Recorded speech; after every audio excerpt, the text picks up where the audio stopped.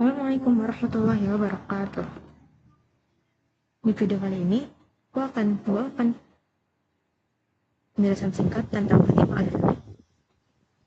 Pada abad ke-9 Masehi, di tengah perkembangan peradaban Islam yang pesat, lahirlah seorang perempuan mulia bernama Fatimah Al-Fihri. Ia berasal dari keluarga terhormat di Khairouan, wilayah yang kini termasuk Tunisia.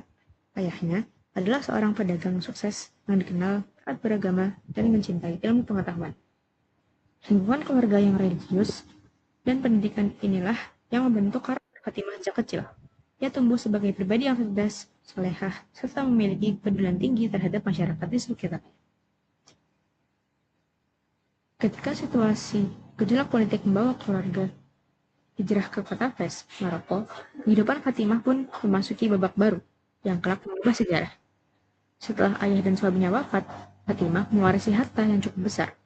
Dalam suatu situasi tersebut, ia memiliki kesempatan untuk menjalani hidup dalam kemewahan. Namun, ia memandang kekayaan bukan sebagai tujuan, melainkan sebagai amanah yang harus dimanfaatkan untuk kebaikan.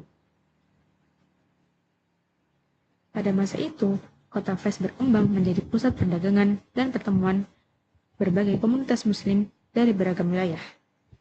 Pertumbuhan penduduk yang pesat menimbulkan tumbuhnya akan tempat ibadah sekaligus pusat pendidikan yang memadai. Melihat kondisi tersebut, Fatimah tergerak hatinya untuk berkontribusi secara nyata bagi kemajuan umat. Dengan niat yang tulus dan tekad yang kuat, ia menggunakan seluruh hartanya untuk membangun sebuah masjid yang kemudian dikenal sebagai Masjid Al-Qarawiyyin. Pembangunan tersebut tidak dilakukan secara sembarangan. Fatimah terlibat langsung dalam prosesnya dan memastikan bahwa pembangunan tersebut berdiri dengan kokoh serta dapat digunakan dalam jangka waktu yang panjang. Proses pembangunan Masjid Al-Qarawiyyin berlangsung selama 18 tahun, dimulai dari Ramadan 245 Hijriah, dan selama pembangunan masjid berlangsung, Fatimah berpuasa sunnah. Selanjutnya adalah perjalanan Al-Qarawiyyin. Yang pertama, masjid ini tidak hanya berfungsi sebagai tempat pelaksanaan ibadah, tapi juga sebagai pusat kegiatan ilmiah. Di dalamnya berlangsung kajian Al-Quran, hadis, fikih, hingga berbagai disiplin ilmu lainnya. Yang kedua, seiring berjalannya waktu, masjid tersebut berkembang menjadi lembaga pendidikan yang terorganisasi dan dikenal luas sebagai Universitas of Al-Qarawiyyin di Fes, Maroko. Lembaga ini kemudian diakui sebagai salah satu institusi pendidikan tertua di dunia yang masih beroperasi hingga kini. Dari tempat tersebut lahir para ulama, cendekiawan, dan pemikir yang berkontribusi besar terhadap perkembangan ilmu pengetahuan baik di dunia Islam maupun di wilayah lain.